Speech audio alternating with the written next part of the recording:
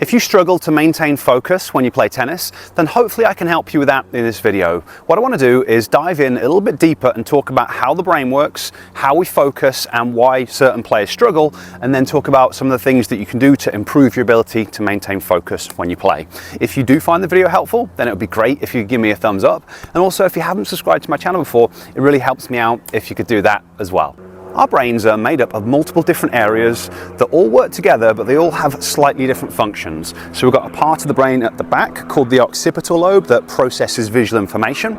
We have an area at the back and the bottom called the cerebellum that primarily deals with coordination and balance, and that's both the coordination of movement and the coordination of the way that we think. We have an area to the side that does a lot of different things, but we're going to say primarily dealing with sound and hearing, and also with creating memories. We've got an area at the back towards the top called the parietal lobe, which deals with spatial awareness and sensation. And then we've got the frontal lobe. So the frontal lobe has a number of different areas to it. One of them is going to be the motor cortex, which is responsible for creating movement. And then we've got the part at the very front that deals with executive function. So that's your focus, your concentration, and your decision making. So that's the part of the brain that we're thinking about when we think about your ability to maintain focus on court. So if you can't maintain focus, it tells us something to do with this area. And there's a whole spectrum of what it could mean. At one end of the spectrum, we've got people with kind of things like ADHD that have real kind of diagnosable problems with focus. That tells you that there's issues to do with this area. And then we've kind of got another subset of people who focus really well in life. You know, they maybe run a business or they've got a really good job, but then they step on the tennis court and they can't seem to concentrate. And it tells us two different things. So we're not going to be focusing on the type of person that has a diagnosable problem where they just can't focus at any point in life, because that is a really big can of worms. What we're going to focus on, because this is the type of player that I tend to deal with and work with and see a lot of the time. They do really well in life, they've got a good job, they've done well in many instances, but for some reason they can't quite focus when it comes to tennis. So what this comes down to is that your brains operate on a survival performance spectrum. I personally think that tennis is the most important thing in the world, and you might do too, but that's our conscious brain's thinking. All our subconscious brain, which kind of makes up 90% of the brain, cares about is not dying within the next 10 seconds. I know that sounds extreme, but that's how the nervous system operates.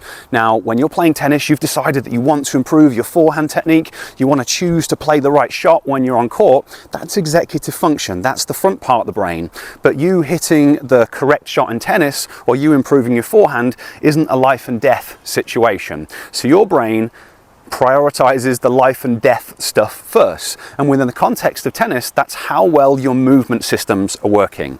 And we've got kind of three main movement systems. We've got vision, we've got balance, and then we've got movement / coordination. If you look at the visual demands of tennis, they're extremely difficult. Our visual system, I've talked about one part of the brain, but it actually takes up more brain real estate than anything else we do. So when we're playing tennis, when we're trying to read the flight of the ball, we're trying to track the ball, we're trying to do all this different stuff, it uses up a massive amount of different areas of the brain, and it uses up a lot of energy. And your brain is going to prioritize sending energy to the visual system first, because that's what keeps you safe. Same thing for balance. You might be okay standing there, so you might think your balance is okay, but the balance requirements in tennis are extremely high. And, you know, again, this sounds a bit extreme, but one of the leading causes of death at all ages is falls. So balance is really important to us as survival. So then we step out on court, our balance system maybe doesn't work amazingly, and then we're trying to do all this different stuff, twisting, turning, while tracking the ball, and our brain goes, ah! And it has to allocate resources to go to the areas that deal with balance. And then we've got the same thing with movement. Look at the movement that high-level tennis players do. It is phenomenal. And if you don't have phenomenal movement, when you're trying to play tennis, your brain is going to allocate a lot of resources towards movement. And this is reflected in the blood flow pattern. Blood flows from bottom to top and back to front.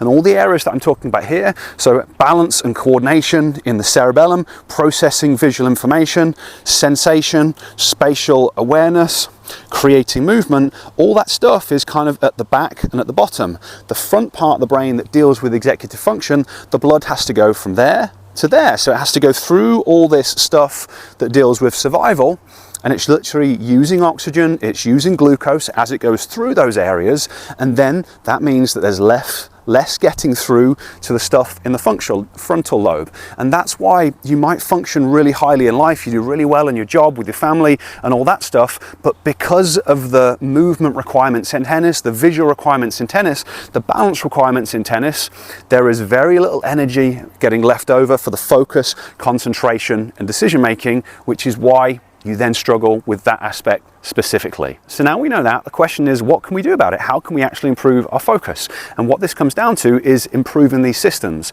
And that's where the great news comes in, because our brains are plastic. They change and adapt based on what we do. If we spend our whole time sitting down at a desk, working on a computer, looking at screens, our visual systems are going to adapt to that, which generally means a negative adaptation that makes them less effective at reading the flight of the ball coming from 78 feet and tracking a ball that moves in different directions while we're moving. Same thing for our balance, same thing for movement. If you spend most of your time sitting down or even standing up in a relatively fixed position at work, that doesn't prepare your systems in a way that then allows you to do all this dynamic movement and balance when you play tennis. So if you want to have more focus, concentration and decision making, what you really need to do is you need to improve how these underlying systems function, and we can do that using brain-based training. Now, I've got various different videos on my channel that kind of go into it, but if you really want to learn how to do it, I'm holding a free 5-day neuro tennis challenge pretty soon, where I'm going to be teaching you how to use brain-based training to improve vision and balance and coordination, and it's completely free. So I will leave a link down in the description. Click on that link, it'll take you over to a different page where it's going to tell you more about this workshop, and then if you would like to, you can register. Okay? Hopefully what I've explained in this video makes sense. You have to think through it logically. If you have a good job, you're a doctor, you're a lawyer, you're a dentist, you run your own business, you're in charge of the family, whatever it is, and you do that stuff really well, you can normally be focused, you can normally be organized, you can normally concentrate, but when you play tennis, for some reason you're not able to, it tells you that there's a drain on the system. It tells you that these 3 movement systems aren't quite working as well as they need to be able to handle tennis. They might be able to do everything else in life, but the movement, the vision, the balance requirements in tennis are insanely high, which is why it drains your energy and you're not able to maintain focus. So if you have any questions about that, feel free to leave me a comment down below. Hopefully you've enjoyed this video, a little bit different, but hopefully you found it interesting. If you did, give me a thumbs up. And again, if you haven't subscribed to my channel before, it always helps me out if you could do that as well.